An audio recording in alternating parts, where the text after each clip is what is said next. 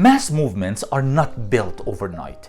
It takes years of preparations, of grassroots work and activities that would allow what is taking place in American universities all across the country to take place.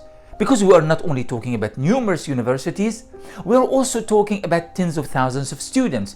In fact, we are talking about a social fabric that is allowing and empowering and supporting these students. Families, friends, neighbors, societies, organizations, NGOs, all sorts of infrastructure that is necessary for a movement of this nature to be sustained for a long period of time.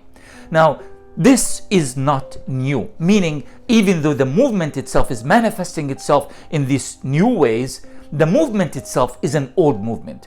For years, there has been a strong build-up that is taking place all across the country, thanks to the BDS movement, thanks to numerous organizations, people of color, a lot of NGOs, a lot of student groups that have worked ceaselessly to build what we are seeing manifesting in front of us today.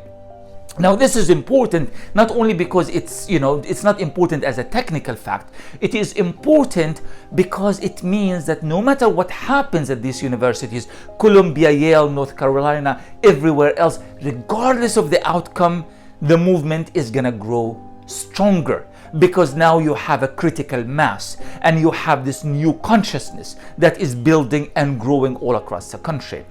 The other thing that I think is worth noting is that a lot of people are making comparisons between what's happening today at American universities and the anti-war movement, which was also channeled mostly by young people, mostly by students in the 1970s protesting the Vietnam War. And I think this one is particularly interesting because back then Americans did not want to be involved in the war because they saw themselves as the direct channel and the direct platform of that war. It's their war, and they did not want that war, and they fought and protested and were jailed and were beaten up and confronted the police because they saw that ownership over the atrocities taking place in Vietnam. But Americans are thinking the same way now about their relationship with Palestine. This idea that we are an outside party, that we are whether an honest peace broker or anything else, but we are outsiders. People are not buying it anymore. Americans now see themselves as direct players in this. And they are the ones who are channeling the weapons to Israel, supporting Israel, backing Israel in every possible platform, in every possible mainstream media.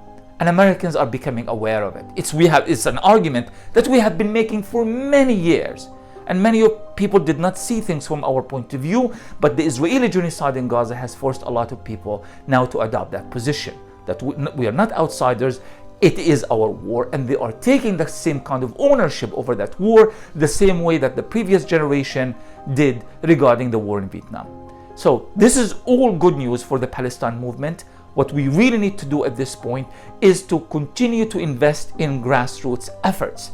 It takes time, but eventually it will pay off. Thanks for listening.